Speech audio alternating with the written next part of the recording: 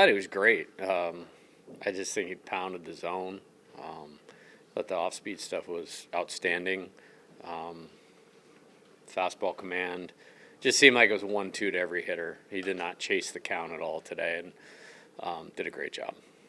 The walk disparity was massive in all three games. I mean, what aspect of that pleases you the most?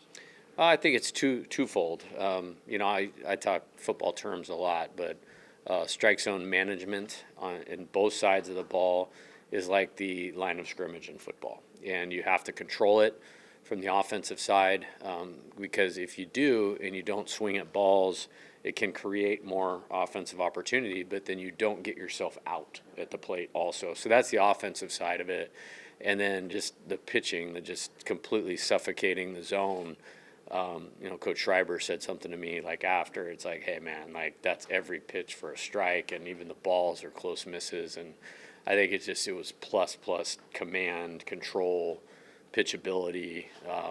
So on both sides, like if we won the line of scrimmage, and something I tell the team is most games are lost in college baseball, not won.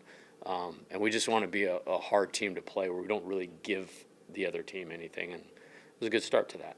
How much was Ashton Larson's home run kind of spark the fire that offensively? Yeah, I mean, we ran into a little bad luck in the first inning. We had a bad at bat. I mean, but then Danny hit a ball right on the nose, right to the shortstop. So I think we were set up there, and then I think it was the second inning. Pitcher did a nice job, got through the inning quickly. Third inning, we didn't get that review where it looked like he was safe to me, but they didn't. So that kind of took us out of an opportunity right there with one out, Jared up, runner in scoring position.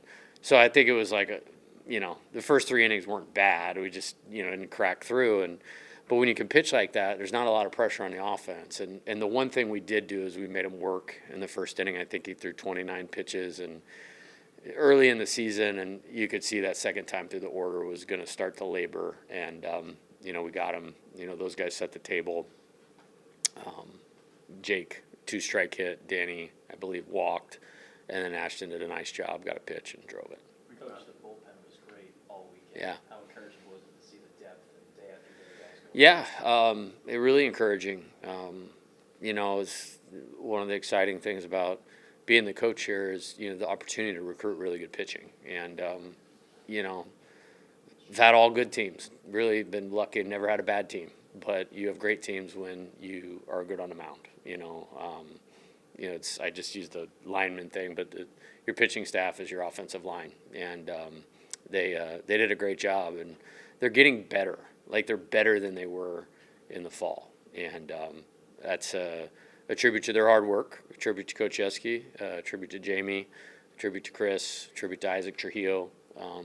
It's an all-in, all-the-time effort on making sure those guys lined up. I mean, Guidry, Ware, and Cowan didn't even throw this weekend, and those guys are probably all going to throw 50-plus innings for this team this year. So it's a good start. Just building on the pitching side, we got to see all 4 freshmen make their debuts. I know you've spoken on a couple of them already this weekend, but just overarching takeaways on how that group did. Awesome, man. I mean, we only got 4 because we thought they were elite and could perform right away, and there's no question about that. I like that we got them one where, hey, the crowd and Union for the first time where the game wasn't necessarily in the balance. That won't be the case the next time for all 4 of them, and they're ready for that. What do you like specifically from Will Schmidt? Everything, yeah. It was kind of a cool relationship, honestly. I've been on, the wrong side of the draft thing forever, and I mean, it's almost like we were kind of due for that one, and, maybe for Derek, and it's really cool because for 3 years, people are going to continue to talk about him, and, you don't get that in the minor league baseball. Matter of fact, can somebody do a study for me on that? Like, how many mentions you get as a stud pitcher at LSU versus, in minor league baseball, oblivion. So somebody come back to me with a study on that. And he's a great kid, too. He's a super competitor. I trust him. And, he had his first adversity a little bit last weekend, but it was a little bit unfair. I put him against probably the 9 of the top 12 guys, and we game planned for him like we would, game plan for one of our opponents. And, we got him a little bit, but there's the response, and that's electric stuff. Like he's at a lot closer to the front of this thing than the back. And, obviously we think he could start. That's why we wanted to get the pitch count up, but he got guys out so quick it didn't really allow us to do that. So.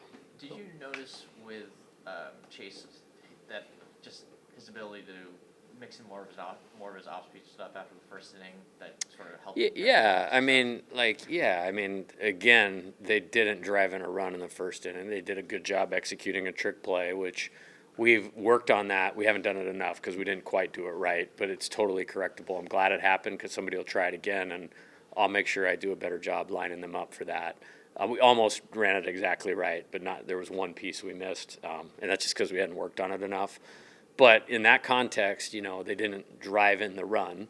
A couple guys one was a seeing eye single. The other guy hit it pretty good through the infield, and then there was a line drive. And then after that, I don't know that they really barreled a ball. And so, we'll cut them some slack. I mean, you probably know the math better than me, but 22 months from a real game competition, he's used it well. And I'm really pleased with what I saw today. 2 more. Is there one overarching thing you're thinking about that you learned about your team in these first 3 games? I think we have good. I saw a little bit of character. I know that may sound crazy because the games weren't really close, but when you know kind of where they're at, like in their life and what their career means to them to be united as a team. I feel like there's some real substance to that, and I'm excited about that. Now, it's not been tested yet. It was not tested this weekend. But I think, when you got guys that are competing against each other, per se, for playing time or pitching time, that are excited about their teammates' success, I saw a lot of that going on, and that's a good starting point. The things I'm obviously pleased with the pitching staff, because it doesn't matter what anybody else views the competition, that will play. Period. So I like that. I think it should allow to take some pressure off the offense, but I think the offense did some really good things. I don't feel like we really got outside of our plan and took advantage of the free bases, created the free bases, and scored runs, I should say, in a bunch of different ways.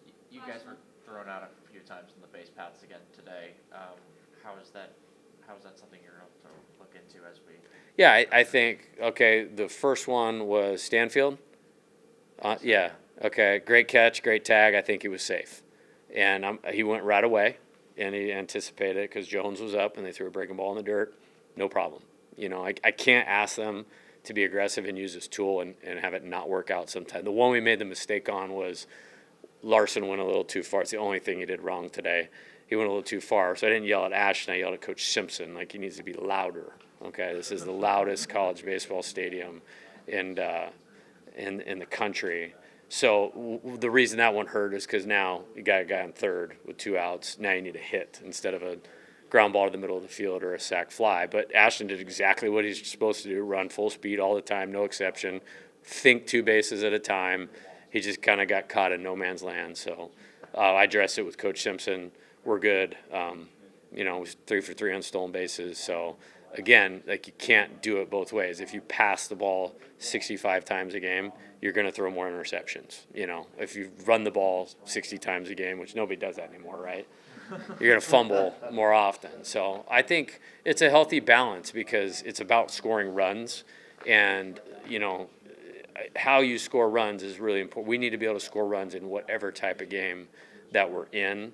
And, so there's just a high bar. I mean, I did a study 2 weeks ago of, the last 15 years of LSU baseball and runs per game, and the top 3 years are 2023, 2022, 2024. So we're good on that part of it, but to really win the games against the elite teams, you got to be able to do it in different ways. And we could do that in 23, just nobody really paid attention to it because, we had 144 homers. And this team's a lot closer to that than last year's team. And I was super down on that team, and it's the 3rd most runs in a year in LSU baseball in the last 15 years. So bar's pretty high.